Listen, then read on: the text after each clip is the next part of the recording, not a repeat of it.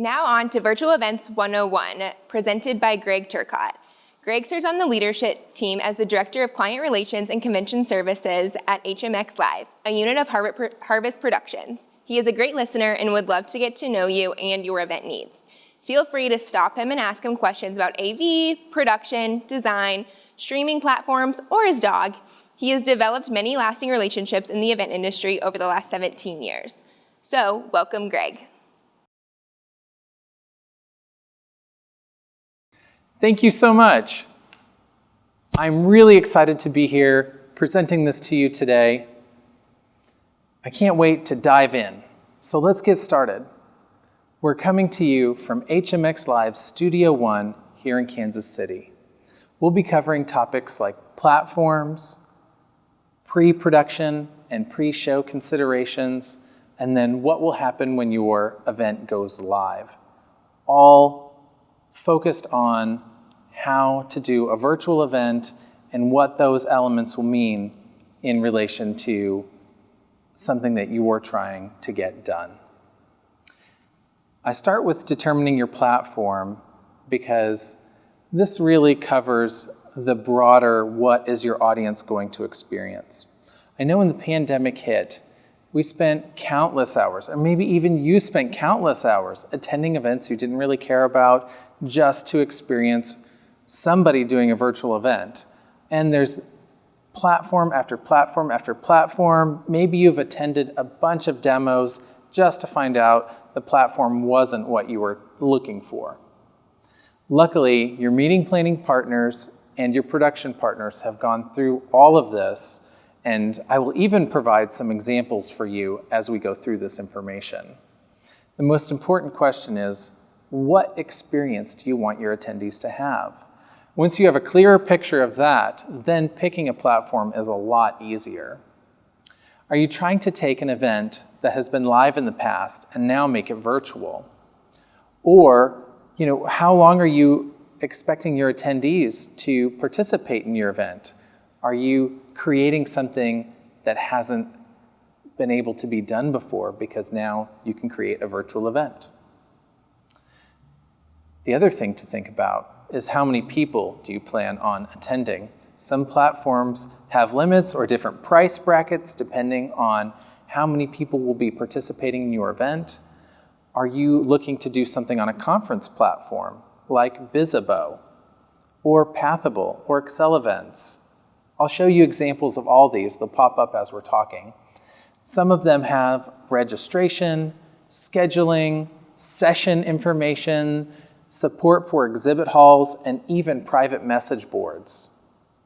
They can also integrate two-way conversation video or single-way, like webinar-style video. The two-way communication doesn't usually look as good for sharing motion content, videos, things like that, but it's great for that immediate interactivity between you and your guests, or your presenters and the attendees, or even panelists. Dedicated streaming services like vBrix Rev, IBM, which people call Ustream, and Vimeo, which used to be called Livestream, those services have awesome quality. If you really want to have a lot of motion graphics, a lot of video, it's better to send that content through a dedicated streaming platform versus a two-way communication video platform. And I'll show you, you'll see screenshots of these as we're talking. Events that are at your own pace. What I kind of like about this is that you can go to a website where all the videos for all of the sessions are hosted. So you can watch them whenever you want. You can keep coming back to them. It does interrupt the interactivity and the comments from the attendees, will be whenever they decide to make them, or if you even support that feature. So it's more like if you wanted to attend a training and you wanted this session and you're just going to watch it at your convenience. Those events at your own pace are really good for that. And a lot of times they're just hosted on a website or behind a paywall where you pay a subscription fee to do that with. But that interactivity, the social media, maybe there's web forums, or maybe there's even in-event apps where you can still have some communication with the community around whatever topic you're presenting on. Let's talk about fundraisers. Fundraisers have their own platforms too. This is an example of OneCause. OneCause is a great platform for hosting high-quality video. You actually feed it through one of those dedicated video services like Ustream or Vimeo. And then all of your auction items, all of your funded need levels are right there. And you can even have your attendees bid from their phones, and you can see the thermometer go up as people are contributing to your cause. And you may be nervous about hosting a virtual fundraiser because what if you don't get the same support? Well, there are people out there wanting to support your organization. You had an audience before that really cared about your cause. They're still going to be there, and they're still ready to give for your virtual event. What about networking events with some programming after, like a dinner event or a Christmas party, awards programs, things of that nature? There's even platforms for that. The example that I'm going to show is Remo. And what I really like about Remo is that it looks like you're at a table. You can bounce around from table to table. You can see in the slide, there's a bunch of tables. And so there's even sponsor tables. So if you sell, or sponsor is going to support a speaker coming in, though that grouping of tables can be labeled with the sponsor's name and can have that VIP inside of that group. There's even multiple floors, so you can really create your own space. But the best thing about the platform is when it's time for the program to start, it starts. A big video window comes up and kicks everybody out of their networking session so that they watch the program. Imagine in real life if you didn't have to pace up and down the hallway ringing a bell just to get people to go inside. They all just went inside when they were supposed to. This platform solves that problem, and it's pretty cool. Now let's talk about pre-production and pre-show elements. Show writing, script writing. The example that I like to use is Doug DeMuro. He uses the phrase, content is king, on the internet. It doesn't matter how fancy your camera is, how fancy your technology is. If you have a compelling story to tell, your viewers will appreciate the content that you're giving them. He started out with just a basic camera and microphone that he clipped to his shirt. And you can see in the picture, he drove his car over another car, which I really enjoy. And so I watched it. And so that's how he gained his viewership. So with that same thing, maybe you don't need the fanciest studio. Maybe you just need to get your story out there, and people will appreciate that. Let's look at, I keep talking about the story, that content. Let's talk about the story arc. You have the exposition, why have we gathered here today? The rising action, maybe it's the speakers, the presentations, things like that. The climax, maybe the climax for a fundraiser is how much money you raised. People get really excited about that. The falling action could be, Q&A, maybe a band or entertainment after that big moment. And then the resolution, calls to action, how you're going to end your event, when the event is going to happen next year, that thank you for coming moment. How long will your presentation be? Are you doing a quick 30-minute to an hour-long fundraiser or networking event? Or are you looking for more like a multi-day conference where you're having everybody attend for a few hours every morning? How many presenters and panels will there be? Maybe how many presenters or how much content you have to get through will dictate how many days or how long you might have to have your programming for. And then will you have remote presenters? And this could be remote presenters that are either live or pre-recorded. How are you dealing with that incoming stream that is then going to be mixed into your programming and sent back out to your audience? The question of should I pre-record or should I do it live is a question we get asked all the time. It's certainly more stressful to do it live. But one thing that I really like about pre-recorded presentations is the ability to have the presenter now be in the chat room, answering questions in real time directly with your audience. It's something that we can't do at in-person events, and I really like that aspect of things being pre-recorded.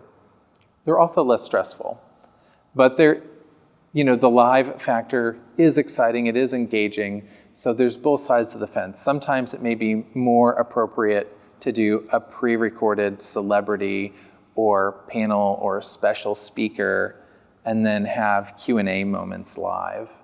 I mean, that's a lot of how our groups are using that different technology or platform. Interactive moments. I talked about those dedicated streaming services versus the interactive two-way video. The dedicated streaming services have about a 20 to 40 second delay depending on what your settings are. So anytime you do a call for action, the audience isn't hearing that call for action for another 20 to 40 seconds. So if you're having them post pictures to social media, maybe you want to see how everybody's attending the event. Hey, where are you watching this from? How are you participating? Or maybe you're sending them a poll. Those answers won't come in, for that short delay time block. There's even interactive whiteboarding that can be embedded into your presentations where the attendees can go on and draw or make notes on those applications. So that's another way to be interactive. I talked about that call to action, the donate through OneCause. It's built right in. They can either do it on their computer or they can do it on their phone while the event's happening. Text to give, you can put a lower third, you can put a graphic on the screen with a text to give. And there's even another call to action that I think is kind of cool. If you were going to do a toast, you could have everybody gather their things to get ready for their toast so that everybody does it at the same time. Or maybe it's everybody's going to pop some confetti poppers at the same time and give some way to make all the attendees feel like they're doing something together. The other thing that groups are doing is using a dedicated streaming service because they need high quality video for their attendees. And maybe they're embedding it onto their own website, but they want to allow for some interactivity and conversations to happen after the event. Some groups are sending people to Zoom. So we recently hosted the Kansas City Artists Coalition here. They did a great presentation, great fashion show. They raised a lot of money for their organization. And then after the event, they sent everyone to Zoom rooms where the attendees could now have conversations with the artists and ask what inspired them to do their contribution for this event. And it was really cool. And you could pop out of the breakout room, ask to talk to a different artist, and get sent back in to a different room. So it was a lot of fun to do that. Are you moderating an event? And this kind of goes to planning out what that live experience is going to be. Having somebody that's not you and not your presenter moderate those breakout rooms, moderate the main session, somebody that's there from your team to watch the chat, see if people are having questions or engaging. I also recommend, if you have the bandwidth, to also have a helpline in addition to the moderator line. And then, encouraging people to use the polling, the submit a question feature. A lot of these platforms allow you to submit a question directly to presenters or moderators. I also encourage you to have your information be able to be delivered in small, concise sound bites. So that way, the information is very clear and doesn't take too long to get to the audience. Keep it concise. Let's talk about remote presenters. A lot of people, when they're planning the event, maybe want to engage with somebody who's not able to travel or are really respecting, not being in a room with a lot of people. There are ways to get those presenters into these presentations that go beyond your typical Zoom or panel, online panel setup. But let's focus on just getting them ready and getting their technology ready. We do a call with our remote presenters, making sure that their sound sounds good, their lighting sounds good, their backdrops are not distracting, and that could be virtual backdrops too. The real-life backdrops and the virtual ones, you want to not take away from the presenter and just have your audience focus on that person who's talking to you. The other thing, which I think is the most important, and I'm trying really hard to do this with you now, is make eye contact with the lens. It's very hard when you have your laptop screen open and you can see all the Hollywood squares, people's faces in the grid, and you want to see their reaction. But if you're trying to make a connection with them, it's really important that you look at the lens. And that might mean you need to raise your computer up so that the lens is higher, so that you're not looking down into the computer screen. It might just mean your presenters need to practice. And even when presenters come into our studio, practicing looking at the lens and not at your notes is a very important thing to learn and get good at. If you have the ability to have an on-camera teleprompter, that is the best. We've had our clients ship green screens to presenters, and that works great, with some coaching. But also, if you have pop-up banners, maybe you have a trade show booth with a couple pop-up banners, it's always really nice to have some branding in the background of your remote presenters. And again, I mentioned removing those distractions, and that even goes for technology distractions. You want to remove those things that are unfamiliar to your presenters, like sharing their screen or playing a video. If you're in a Zoom webinar situation and you want to share your screen and play a video, there's some check boxes you need to check to make sure the sound passes through. So getting your presenters used to doing that task. Rehearsing the delivery. So going through it at least once or twice so that they can get used to that eye contact and what's going to happen when they try to share their screen, those types of things. And then we talked about pre-recorded versus live. If you're going to do a pre-recorded event, it's always more engaging for it to be recorded in as few of takes as possible, with as little editing as possible.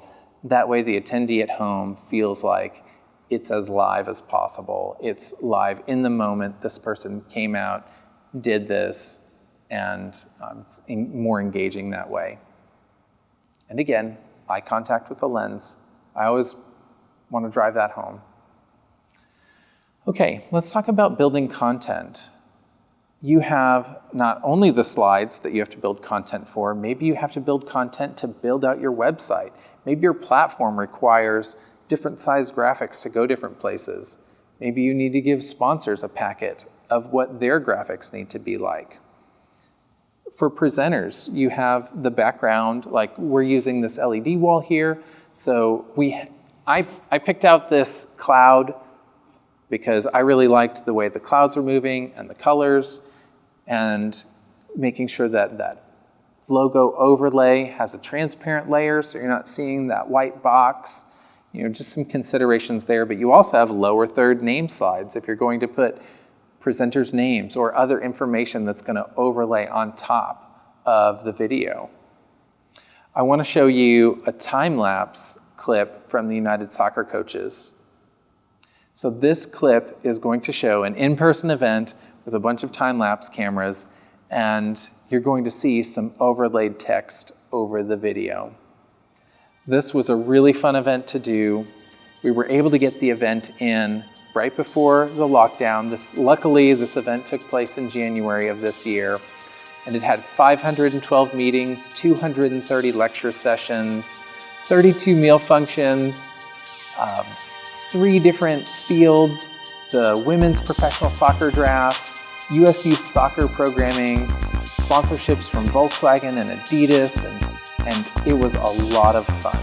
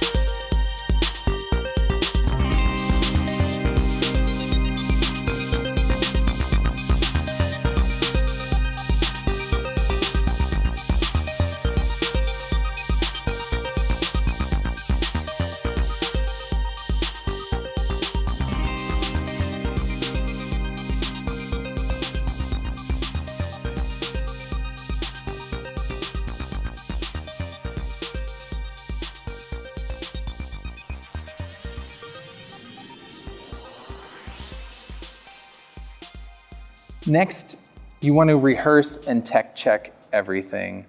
Like I mentioned before, getting your presenters comfortable with their technology so that they're used to sharing their screen, turning their microphone on, muting and unmuting, things of that nature.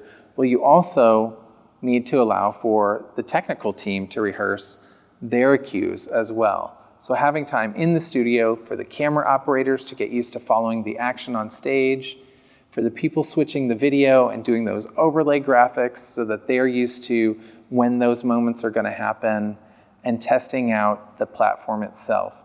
Make sure you understand how the polling is going to go, what's going to happen when you take your platform live, just testing all of those technical elements. The live event. Don't do it yourself. Ask for help. That could be from a vendor, it could be volunteers. I mentioned earlier having a moderator in the chat, watching over that, having a dedicated help email or help chat room or help one-to-one meeting room where people can jump into. And then, keeping your event flowing is also important. Having a variety of things to keep the viewer interested in what's going on. Maybe that's multiple camera angles. Or maybe it's a yoga session or some entertainment, a band or something like that. Or you could even have a variety of backdrops. This LED wall, it's very easy to change backdrops on. It can change while a presenter is presenting, not just in between presenters. There's been several occasions where we've shown a grid of people presenting remotely on the screen with people here in person in the studio, combining those together. I mentioned pre-producing content earlier, your slides, your motion graphics, animated transitions. If you want a fun motion graphic to go and play full screen while one presenter leaves the stage and the next one comes on, getting all of those things ready and playing. And then when the event ends and you're signing off, maybe it's that final call to action to reserve the time for next year. Or like I used the example of meeting up on Zoom, maybe it's something like that after the event. And then where will people go for more information, letting them know where the best place to find out the latest updates are. So hopefully you've submitted your questions in the chat, but if you haven't, please feel free to reach out to me. My phone number, email address are on there. You can even contact me on LinkedIn if you would like to continue the conversation there or see what we're up to. You can go to our website at hmxlive.com. And thank you again so much for having us as part of your event.